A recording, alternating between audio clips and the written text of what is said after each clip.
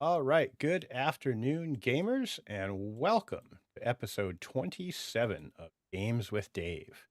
Today, joining me are Stein Hansen and Ian SerVaas. Hello. Hello. Stein, Ian, and a third party member that couldn't join us, Filippo, have created Metromancer, a supersonic, sadomasochistic subway crawl that is compatible with the CyBorg RPG. Thanks for taking the time to join me today, guys. Yeah, thank you for Absolutely. having us. Yeah. Happy to be here. So this is a question for both of you. When did you guys both start playing RPGs in your lives? Ian, you want to go first? Sure, absolutely. So I grew up with a lot of like CRPGs as a kid because I didn't have a lot of people in my neighborhood. So I cut my teeth reading and digesting the 2E books, but it wasn't until 3E came out that I actually found people. So I started playing at summer camp when I was a camp counselor back in 2000. So ever since then, I've been running games and always wanted to get into TTRPG development. So I've been able to pursue that dream with projects like this, with contributing with writing and editing and development. So definitely it's a blessing. Awesome. How about you, Yeah. Stein? I started playing 6 years ago, I think, 6 or 7 years ago. A friend introduced me to a game called Draug. It's a Norwegian role-playing game set in the 1800s. And I remember my first character there. His name was Lush, with Lars with two S's. And he had a keen sense of smell. So he could smell better than bloodhounds. And I was I like, yeah, I'm gonna be doing this for the rest of my life, basically. That's awesome. think everyone remembers their first character name. What was yours, Dave?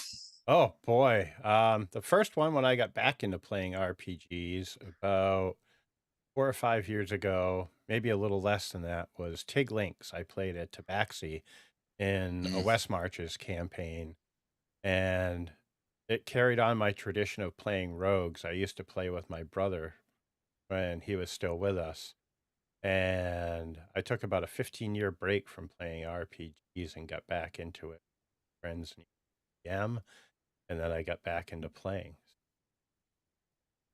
I made a character kind of straight out of the books. That's how we were playing. So it was using even the name tables in the books. It was Orion Tea Barrel or Tea Leaf. It was a halfling monk. So yeah, but I'm glad to have moved on from just D&D and more into the indie TTRPGs these days. So Yep, I've done the same. So, what are Yeah, some same. what are some games that you're both currently playing now when you're not working on Metromancer?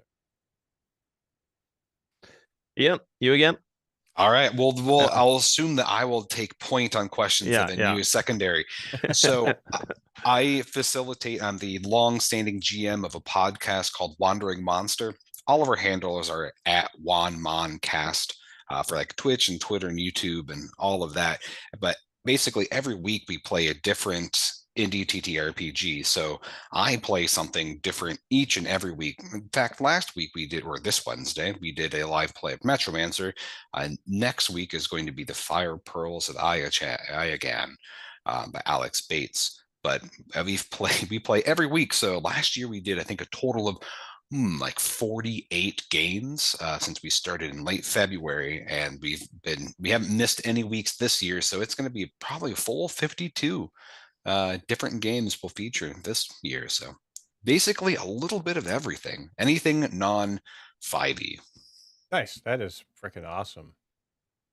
Playing Yeah. that many games and that many different games. It's fun learning Yeah. a new game each week. I have a very flexible brain now. How about you, Yeah. Stein? I'm currently playing a campaign in DCC, Lankmar. Oh, nice. Yeah. And we have played DCC for now 2-3 years. Basically the same campaign. And we have a D&D actually, 5e Curse of Strahd going as well. Cool. I got to play DCC at Gen Con last year and be one in the tournament. So it was really neat meeting the Goodman Games crew out there with the wizard van and the gong of death and all the accoutrement that come with playing. It's a lot of fun. Yeah, they seem to have quite the setup at cons. Oh yeah, it's wild. Hopefully, I'll get to make it to one where they're at one coming up. I was supposed to go to Total Con this weekend, but life got in the way and I wasn't able to make it. So Hey, if you're ever it in happens. Indianapolis, I've got a spare room, so That would be awesome. I would love to hit Gen Con. Yeah, same. I might take you up on that. Stein and I will just show up at your doorstep. yeah, as long as you're not allergic to cats. I am not. I've got one myself. So. Oh, great. So to get into Metromancer, can you give folks a brief synopsis of what Metromancer is? Now, do you want to do, since this is your brainchild, do you actually want to take point on that one? Yeah, but yeah, I can do it. So Metromancer is a subway crawl for CyBorg. And I don't know what to say. So Ian, go. absolutely. So CyBorg, the core rulebook, if you've read through it, and for people who aren't familiar, it is definitely the cyberpunk version of Morkborg. So it is a dystopian, gritty, alternate future that ultimately we're headed towards how the world is currently going. Let's just be honest with ourselves. And the book only really alludes to the metro system and what lurks underneath the foundation of this sprawling, despotic, decaying city. And we wanted to really build in on that. So we wanted to see what are the things happening. You have these contaminated zones on the surface. How does that affect things underneath?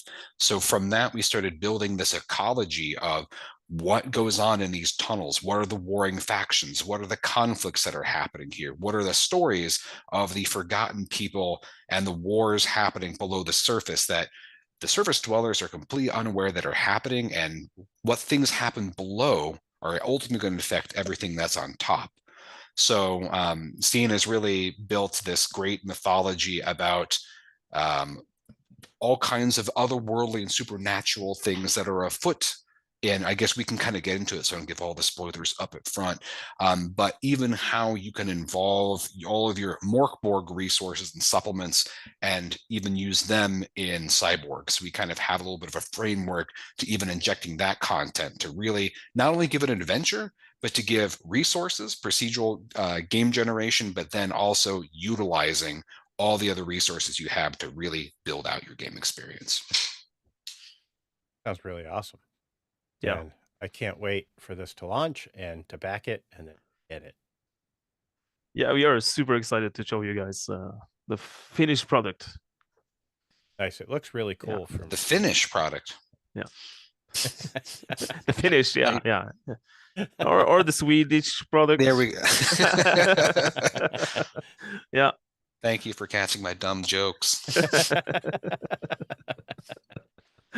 So, without giving away too much, can you tell me a bit about the 6 different subway lines, Metromancer? Yeah, I can try again. If I brain fart again, Ian, you take over. You can use a lifeline. I'll be here in the back. Yeah, thank you. Would you like so to we phone have a friend? So we have a couple of lines. They are all different. Some are more dangerous than others. We have like the red line that goes more or less from one point to other across the entire subway. There are something lurking in the red line without spoiling, and we have like each line is controlled by a faction, or controlled and controlled. Yeah, I don't want to say much because I'm gonna spoil, but yeah, and we have our own system to move through the subline with station stops, generators, to make it like you can play it without prepping. Nice. I hate prepping for once, so yeah. As do I. Did I miss something, Ian? I mean, I think without saying what it is, can I at least say the thing that is on the red line? Yeah. All right. So if you read the book, one of the interesting areas is this place called like G0 or Go, depending how you want to pronounce it. And the book talks about that mysterious thing that makes that effing noise. So I'm not sure what your language parameters on this Oh, you can interview. I'll say just say whatever. I've got that this thing marked as not for makes that children. fucking noise in Go. And so whatever that thing is, it has crawled down and burrowed into the red line and it is passing through. And so those terrible sounds and its terrible effects starting to warp and affect everything around it as this very palpable, dangerous thing that it stirs up all the other factions. And the red line, as you said, goes across the whole system. So it affects all of the underground.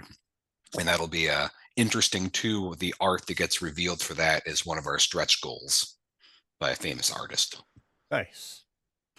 So how do players navigate the maze of tunnels? I saw in the preview PDF that looks like there's a particular way that they navigate. Yeah, so each line has I can talk a bit more deeper about the generators. So each line has a danger die connected to it. So the further you go, the more stations you cross,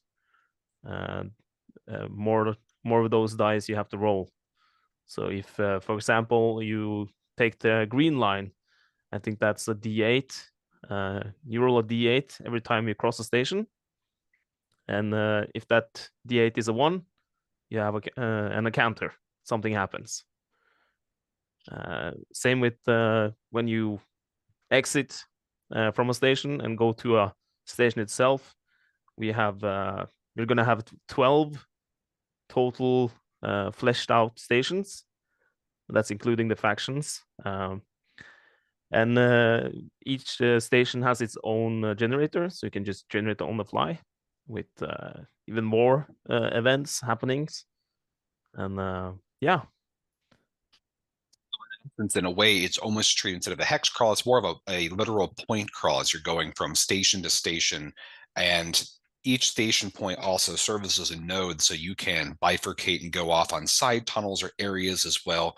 So there's going to be more resources to allow you to explore that as well. But definitely that station generator that you've created is a lot of fun with the very interesting combinations that you can get. So I think that's definitely, there's a lot of variety there. It sounds like it. And it's with the way I've been rolling lately, it sounds like I'm going to have a lot of encounters when playing that. It was funny. I had one player in my live play last week where I think in all of the rolls, he had maybe one success in the whole evening. It was just twos and ones the whole night. He switched 3 different dice, and each time it just kept failing. And like his character was just meant to die a terrible death by the end of it, and it was glorious. That sounds glorious. Yeah. I'm trying not to give stuff away because I pulled a lot of stuff out of the preview PDF. It's worth then saying that the preview PDF is free and freely available for anyone that's interested. It is on Scene's itch, so it could be downloaded and probably somewhere and maybe in post, we can have like a floating URL that's just like going across the screen where you can click and access it. But it does give a little bit of a sneak preview into what we have. So none of that is spoilering if you want to go into that. All right. Yeah. I would love Yeah. to. I just kind of lost my place on my bullet point. So give me one quick second here to catch back up. I have that effect. You do. It's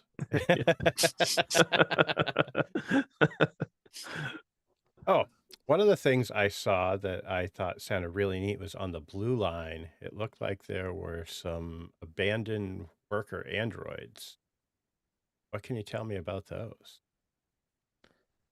Yeah, so there is a faction based solely on droids in there. I don't want to go too much on it just yet, but the faction is it's not going to be it's going to be in more of a surprise, rather. Gotcha. See, I knew I was going to end up spoiling something with my notes I had here. Yeah. Well, it's not that it's spoiling. We're just being held at gunpoint by androids off screen. So if we say too much, splat. Yeah. You guys should have told me that before we started. I never would have brought him up. I don't want to put you in Too danger. late. You didn't hear that knocking on your door? They're already there, Dave. Oh, damn it. I thought it was the cat trying to get out of the bedroom, and it's androids. It's too late for us all. All we can do is comply. Yeah. Prepare to be assimilated. Let's see. What will be some of the stretch goals in the campaign? I know you mentioned some art. What will be some of the other ones? I'm sure there's some cool ones lined up. Yeah. We're gonna have Johan Noor, the artist on CyBorg, Markborg. Everybody that's listening to this know who Johan is. I don't know if you know who Johan is, Dave. I do from looking at the credits in the book. That's about it. Yeah. As I had told you guys, he's like the creator of most of that stuff, at least the art. We're gonna have him, and we're gonna have Scrap Princess as well. Nice. Yeah, that name I have heard a lot of. Yeah. And we have some other content creators that are also really heavily involved in the independent Morkborg creator field, like Cable Embelke, Simone Tometa, Billy Blue, Philip Jensen, some other people. So we're going to have a lot of art, and we want to focus on that because definitely these books are art punk books inherently, and we wanted to make that a core emphasis to not only build out the world, but to also bring in our fellow creators who we have a lot of respect for. That way, as we also have like a community-driven project. Same thing, if you are reading the preview PDF and you have some interesting ideas, feel free to send that to us because we want to make sure that this is a really fun book that reflects all of these ideas and great artistic perspectives that we all share in this community and passionate about. Nice. That's awesome that you're willing to take community. When do you, this launches the 20th, correct? 20th of March, 2023, if you are watching in the future or the distant past somehow. All right. And when are you, after it closes, how long do you think you're looking at before PDFs and physical copies? The challenges is that we are going to be so we're working with some people that are going to be helping us with the fulfillment and printing.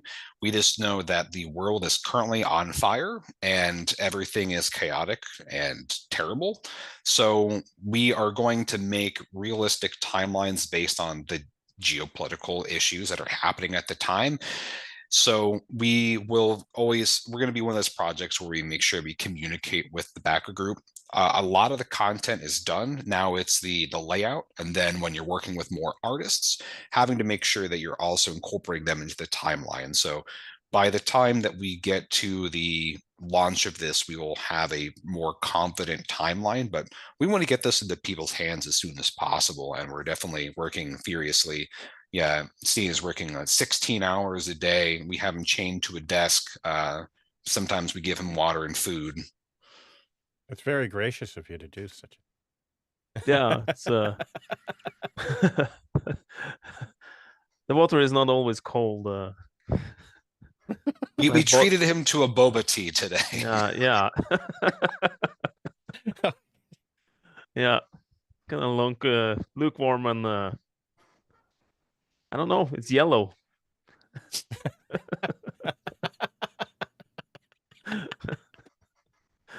Oh, geez. So what were some of your inspirations for Metromancer, Stein? So one of my inspirations are, of course, Neuromancer, the book by William Gibson. Yeah, I can't reach up and grab that off my shelf. It's too high above me. Yeah, and Metromancer, basically it is my group's cry for playing more cyberpunk. So I'm making it for my group as well. Nice. So yeah, and I really like cyberpunk.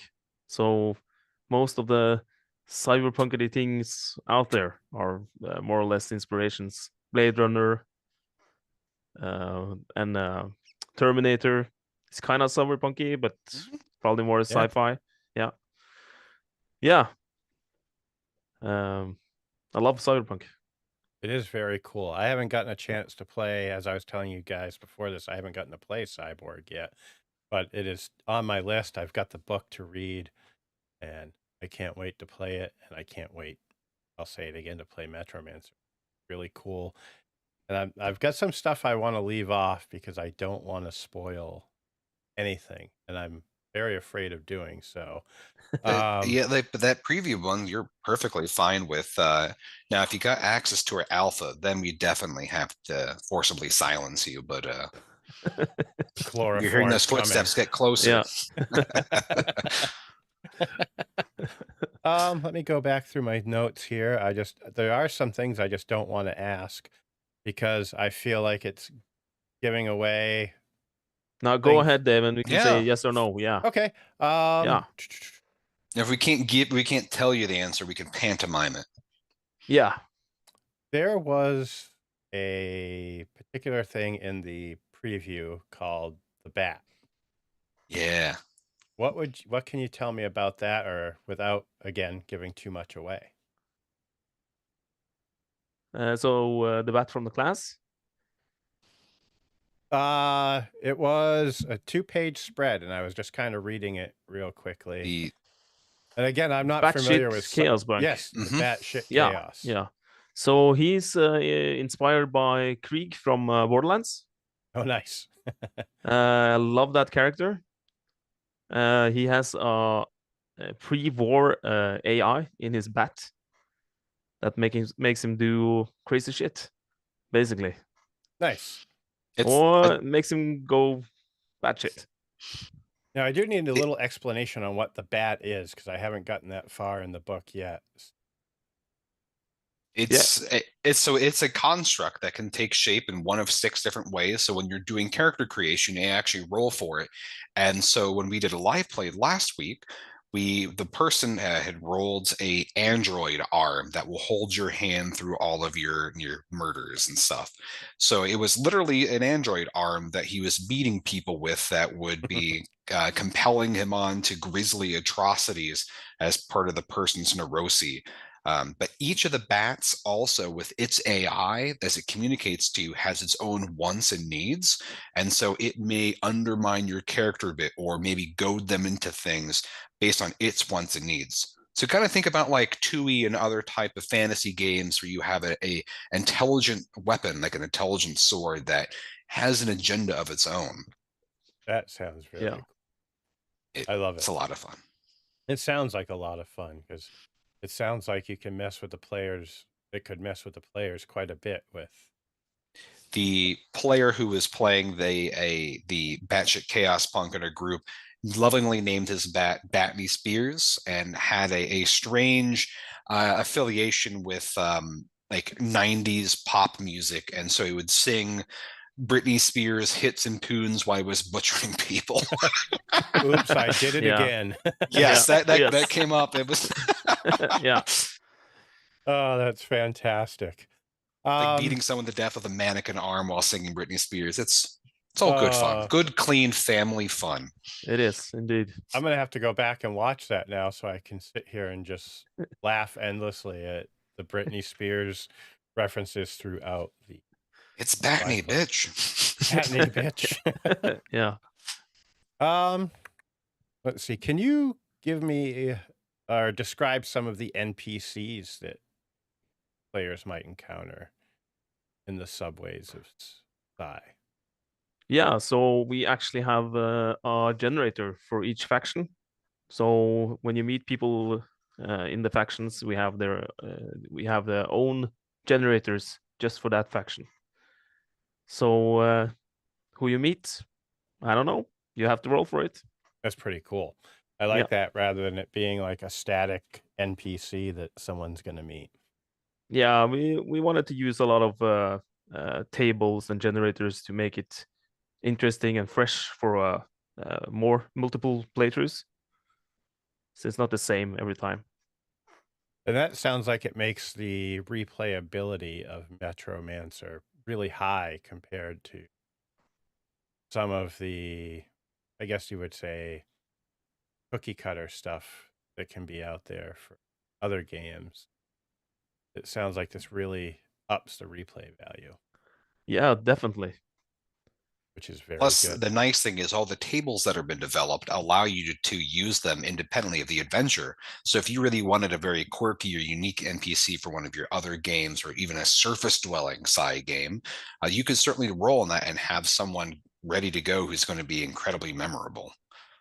I think about my strange pacifistic faction that I've developed, since most of these games are very war and bloodthirsty. I developed one of the factions that they themselves won't take any violent action against people, and will allow drones and stuff to do any type of messy work for them, but emphasize on building a true utopian society that may or may not involve chemically lobotomizing everyone, trade-offs. What doesn't involve chemically lobotomizing people? On. Yeah. Well, guys, I kind of blew through my questions there. Is there anything you felt like I missed that you'd like to talk about with Metroman? Metromancer is gonna be a awesome game, basically. I can tell you a snippet of my play tests I've done with my group. That would be great. So there is a main story arc that you follow, or if you want to follow it. My players did not want to follow it. They just want to rob rich people. So they set out the quest for themselves. Didn't care much about the main story, and they just gunned up to where's the richest people, and I showed them the way. And while they were stumbling around the metro, they found themselves in the tunnels, and in the tunnels they met a couple of albino alligators, and one of the players got his jaw torn off. Oh, jeez. Yeah. And they managed to kill him and move on. Then they were ambushed after opening a safe that made a kind of suspicious peeping sound, like a tracker of some sort. And they were stalked down by special forces. And my batshit chaos punk, he got killed instantly, more Oh, or wow. less. Yeah, and we ended there. So there's a lot to do in the Metromancer. There's gonna be It's gonna be brutal. It sounds like like we it. said, like With we said in albino the alligators and special yeah, forces and batshit AI and all that. it's gonna be awesome. It sounds it. I've got to read this book and get up to speed on CyBorg, so I'm ready when this lands on my doorstep. Yeah, definitely, Dave. Well, the nice thing is that once we have our hardcover made, it'll fit right on your shelf next to this. So it's going to be around a similar size, full color cover, and it's going to be just chock full of interesting art. So it'll be a conversation piece on your coffee table and a functional book. Very cool. So, Definitely. to go back a little bit, what is, if you're comfortable talking about it and it won't give too much away, what is the main story of Metromancer? I can give something. So each faction has their own agenda, more or less. And that agenda is more or less going to be your main quest. Are you going to save the metro? Are you going to watch it burn? That's up to the players. I know my group, it's going to be watch it burn. Yeah, same. Yeah. Ian, you got something you wanna? No, I was just going to say that the overarching conflict happens to not only affect all the factions below Psy, but all of them are vying for this mysterious power known as the Metromancer, and that will be explored about who or what is this source of power, and why is it important to perhaps stopping these apocalyptic forces that are starting to marshal within CyBorg, or do you gain this power to help bring on the end days? So it is, there's a lot of very interesting factions that you will be exploring that all want to seize that power either for their own cults or their own factions utilization, whether it's to save it, burn it, or to cover everyone in a weird meat-like substance, or to extend their fungal hyphae through the tunnels and subjugate everything. So definitely a lot of interesting ways. So it's kind of like when you have your favorite CRPG or other game where you have all this very weird endings. You can have lots of ways that you can destroy and rebuild the world through the end of this book. So there are definitely ways that you can bring your interesting cyborg campaign to a wild conclusion by incorporating elements from Metromancer or playing through the main storyline. Very neat. I can't wait.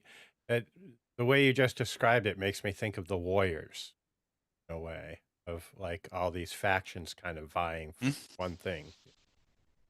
Absolutely. Yeah, definitely. It's a Yeah, good source of inspiration as well. Now I'm going to picture the bottles clinking and Warriors come out and play. Yeah.